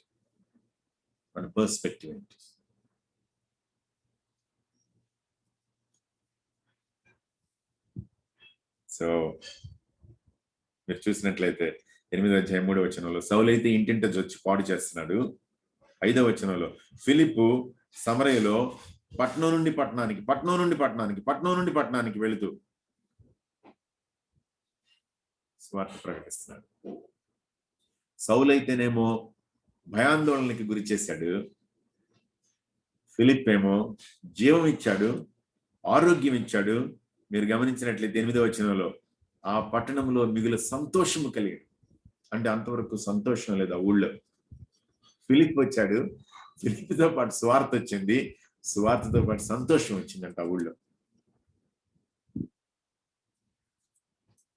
నేను ఉదయం మా చిన్నక్క బావగారిని విజిట్ చేద్దామని చెప్పి గుంటూరు పక్కన ఒక విలేజ్ లో ఉన్నారు వాళ్ళు. వాళ్ళ అమ్మాయి చదువు కోసమని. ఈ కరోనా వల్ల కలవడానికి అవ్వలేదు ఒక 3 months నుంచి. నిన్న కలుద్దామని వెళ్ళాము. ఇంట్లోకి వెళ్లకుండా కింద సెలార్లో నిలబడ్డాము. వాళ్ళు కూడా కిందకు వచ్చారు. బయలుదేరి వచ్చే ముందు ప్రార్థన చేయమంటే మా బావగారు ప్రార్థన చేస్తారన్నమాట. మాకు బాగా తెలిసినటువంటి కుటుంబంలో ఒక పిల్లాడు 32 years కురాడు. పెళ్ళి ఒక 2 ఏళ్ళు అయింది. దాదాపు ఒక 20 days వెంటిలేటర్ మీద ఉండి మొన్న నైట్ చనిపోయాడు. ఏ విధమైనటువంటి నెమ్మది లేనటువంటి రాత్రి అన్నమాట. గందరగోళమైపోయిన పరిస్థితిలో ఉన్నాం. వాళ్ళు ఇంకా క్లోజ్ గా ఫాలో చేశారనమాట. ఆ పిల్లాడి తల్లిదండ్రులతోటి రోజు వీళ్ళిద్దరూ కలిసి ప్రేయర్ చేశారు. సో కుంగిపోయిన పరిస్థితిలో ఉన్నారు. సో మేము ప్రార్థన చేయండి అంటే మా బావగారు ప్రార్థన చేస్తున్నారు. ప్రభువా, యాకోబునేమో ఖడ్గంతో చంపేయడానికి ఒప్పుకున్నావు, పేతురునేమో జైల్లో నుంచి బయటికి తీసుకుని వచ్చావు అని చెప్పి. రెండు దేవుని చిత్తమే. మనం ఏమైనా క్వశ్చన్ చేసి వాట్స్ హ్యాపెనింగ్? అక్కడేమో నువ్వు హెల్ప్లెస్ వా అని మనం దేవుడి దగ్గరికి వెళ్ళి క్వశ్చన్ చేయడానికి అవకాశం లేని పరిస్థితి. ఎక్కడో ఒక చోట చదివాను నేను, అతనికి రక్షణ పొందిన నాటి నుండి, చిన్నపిల్లాడికి రక్షణ పొందాడు, రక్షణ పొందిన నాటి నుండి అతను ఖచ్చితంగా ఏమైనా సరే నేను మిషనరీగా వెళ్ళిపోవాలని తాపత్రయపడ్డాడు. దాదాపుగా 5-6 సంవత్సరాల పాటు తను చదువు అయిపోయిన తర్వాత మిషనరీగా వెళ్ళడం కోసం ప్రిపేర్ అయ్యాడు. ఇంకా అతనికి టికెట్ అంతా కన్ఫర్మ్ అయిన తర్వాత అతను బయలుదేరి వెళ్ళబోయే ముందు ఒక సీరియస్ ఫీవర్ వచ్చింది, చనిపోయాడు. ఏం జరిగింది? Was it a big waste? We don't know. But God is still God. దేవుడు ఇంకా దేవుడే. ఆయన సార్వభౌముడు, ఆయన ప్రభువు. He is the master of the church. He is the message of the entire gospel. ఆయన ఎందుకు దీన్ని అలౌ చేశాడు అని అంటే, ఆయన అనంతమైనటువంటి జ్ఞానంలో ఎందుకు అలౌ చేశాడు మనకు తెలియదు. యాకోబునేమో చంపించాడు, యోహానునేమో అతి వృద్ధుడిగా మరణించడం కోసం అని చెప్పి అలౌ చేశాడు. అందరికంటే ఆఖరణ ఆయనే చనిపోయాడు అని అంటారు. ఎందుకు అంతకాలం పాటు ఆయన్ని ఒంటరిగా ఈ భూమి మీద నిలిపించాడు దేవుడు అని అంటే తెలియదు మరి మనకి. What is God's plan? We don't know. Some of these things we can never understand. బహుశా మనం నిత్యత్వంలో ఆయన ఎదురుగా నిలబడినప్పుడు ఈ విషయాలన్నీ కూడా మనకి ఒక్కసారి కళ్ళకి స్పష్టమైపోతాయేమో, మనకి తెలియదు. కానీ వాక్యం 12వ అధ్యాయం మొదలు పెట్టడమే ఈయన ఖడ్గంతో చంపించబడ్డాడని మొదలవుతుంది. చివరికి వచ్చేటప్పటికి పేతురు బయటికి రావడమే కాకుండా హేరోదు చచ్చిపోవడంతో ముగిసిపోతుంది. God is sovereign. So persecution మనం అర్థం చేసుకోవడం కోసం అమ్మో క్రైస్తవులకు వ్యతిరేకంగా హింస చెలరేగుతుంది అనేటువంటి ఒకే ఒక్క విషయంతో మనం ముందుకు వెళ్లాల్సిన అవసరం లేదు. దీనిలో ఇన్వాల్వ్ అయినటువంటి ఆయా రకాల విషయాలు. అందుకనే అపొస్తలుల కార్యాలు చదువుకుంటే స్కూల్ ఆఫ్ ఎవాంజలిజం జరిగేటప్పుడు, చర్చ్ ఎడిఫై అయ్యేటప్పుడు అపోజిషన్ ఎట్లా ఉంటుంది, పర్సిక్యూషన్ ఎట్లా ఉంటుంది, ఇంటర్నల్ ప్రాబ్లమ్స్ ఎట్లా ఉంటాయి. సో నేనేమనుకున్నానంటే, ప్రభువు ఆత్మ ఎక్కడుంటే అక్కడ స్వాతంత్రం. ప్రభువు ఆత్మ ఎక్కడుంటే అక్కడ ఆత్మలు ఉండలేవు. ఎందుకంట 8వ అధ్యాయంలో అతడు చెప్పిన మాటలు యందు ఏక మనస్సుతో లక్ష్యం ఉంచగా అనేకులను పుట్టిన అపవిత్రాత్మలు పెద్ద కేకలు వేసి వారిని వదిలిపోయాను. ఆ పట్టణంలో స్వస్థత రావడం ఏంటి, సంతోషం రావడం ఏంటి? ఎవరి ద్వారా ఇదంతా కూడా? ఫిలిప్ ద్వారా అనుకుంటున్నారా? మన ద్వారా జరగాల్సినటువంటి పనులు ఇవి. మీరు 19వ అధ్యాయం చదివితే ఇంకా చిత్రమైనటువంటి స్టోరీ అన్నమాట. నాకు ఈ అధ్యాయం, ఈ పుస్తకం ఎన్నిసార్లు చదివినా ఇవన్నీ కూడా ఆశ్చర్యాన్ని కలిపేటువంటి విషయాలే. 10వ వచనంలో ఆసియాలో కాపురమున్న వారందరూ ప్రభు వాక్యం విన్రి. 8:22 ప్రభు వాక్యం విన్రి, మరియు దేవుడు పౌలు చేత విశేషమైన అద్భుతములను చేయించెను. అతని శరీరమునకు తగిలిన చేతిగుడ్డలైనను నడికట్లైనను రోగుల యొద్దకు తెచ్చినప్పుడు రోగములు వారిని విడిచెను, దయ్యములు కూడా వదిలిపోయాను. చిత్రం చూసారు అసలు. 17వ వచనంలో సమస్తమైన యూదులకును గ్రీసు దేశస్థులకును ఎఫెసులో ఉన్న వాళ్ళందరికీ తెలియవచ్చినప్పుడు వారికి అందరికీ భయము కలిగెను కనుక ప్రభు అయిన యేసు నామము ఘనపరచబడెను. ఈయన ఎక్కడో మూలన ఒక స్కూల్ రూమ్ లో కూర్చుని వీళ్ళకి పాఠం చెబుతుంటేనంట, ఈ అర్తిమీదేవి ఈ విగ్రహాలను తయారు చేసుకునే వాళ్ళందరూ మీటింగ్ పెట్టుకున్నారు. గిల్డ్ అనమాట, వర్కర్స్ గిల్డ్. మీటింగ్ పెట్టుకుంటే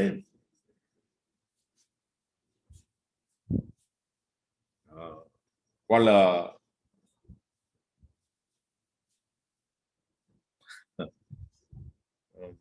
డెమెట్రియస్ అనమాట, ఆ కంసాల తన వాళ్ళతో మాట్లాడుతున్నాడు. ఏమంటున్నారు చూసారా?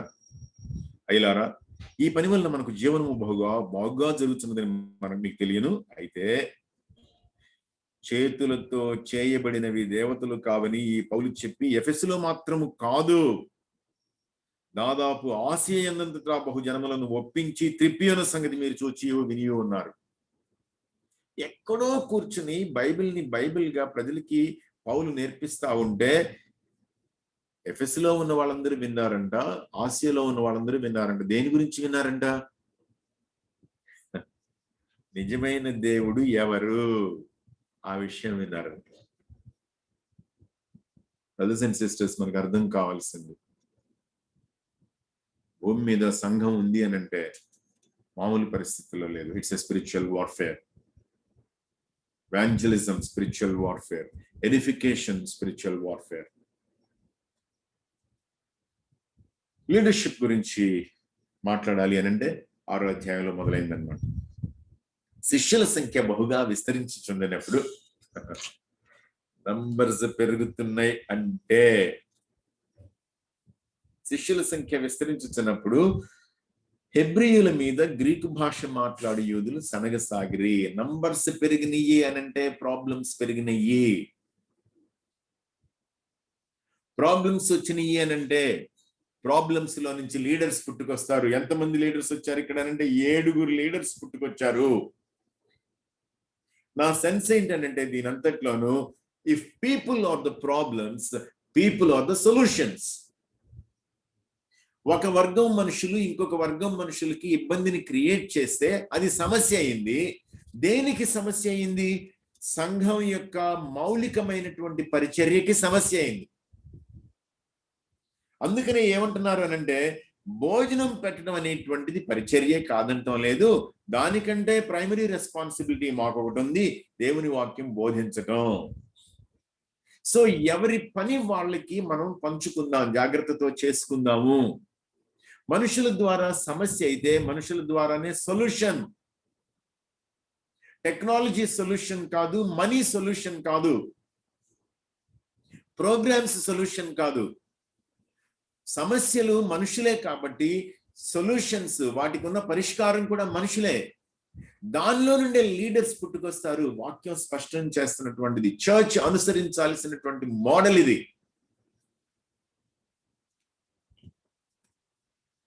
ఓకే, 8:26 మిషన్స్ మాట్లాడకుండా ఎలాగో క్లోజ్ చేస్తామని అనిపించినట్టు అనుకుంటా. నాకు చివరిలో పెట్టాను నేను.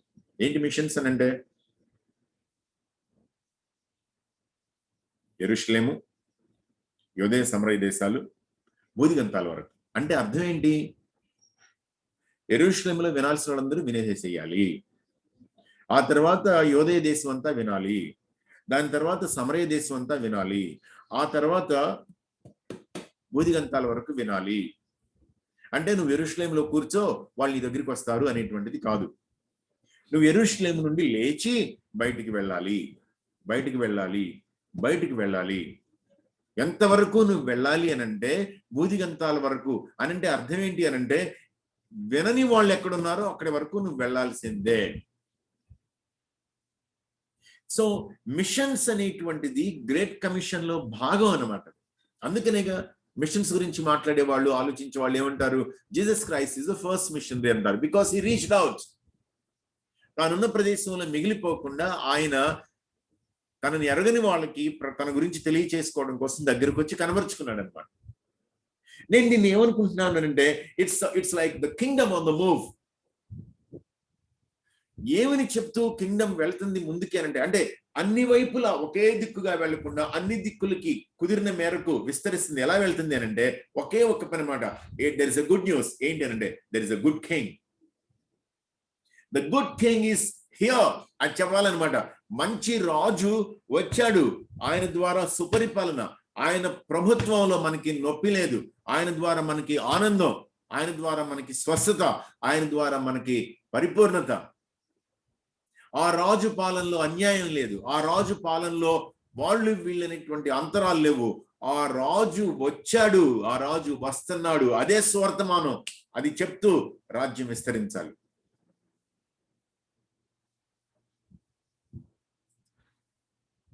ఇవన్నీ రకరకాల క్యారెక్టర్స్ అన్నమాట, అద్భుతమైనటువంటి క్యారెక్టర్స్. మీరు వీళ్ళందరి గురించి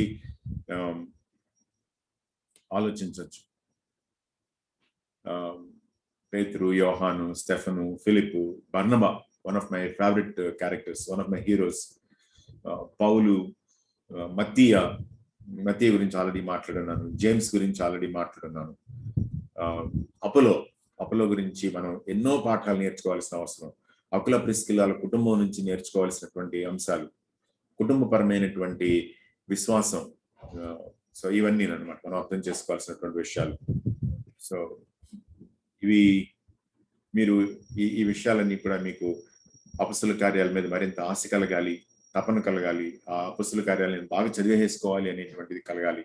కుదిరిన మేరకు దీన్ని మీరు అవకాశం పట్టండి, నేర్చుకోండి, నేర్పించండి. ప్రార్థన చేసుకుందాం. కృపగల దేవా, మీకు వందనాలు. అపొస్తలుల కార్యాల గురించి ఈ విధంగా కొంచెం సేపు చర్చించుకోవడానికి మీరు ఇచ్చిన ఈ అవకాశాన్ని బట్టి వందనాలు.